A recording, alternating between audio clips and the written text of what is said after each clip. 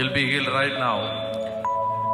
Lord, I pray, the name of Father, Son and Holy Spirit, by the authority and the power given to me through the sacrament of ordination, I bind and cast out all the evil powers, negative emotions, occult, magic, first commandment violations, infirmity, sickness, and all diseases, all emotional trauma, all negative thoughts, all suicidal spirits, the fear of spirits, the anxiety spirits, the spirit of depression.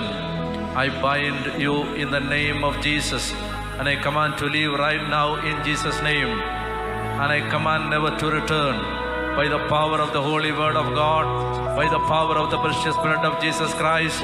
I command you to leave right now. Be bound to the foot of the cross of Jesus.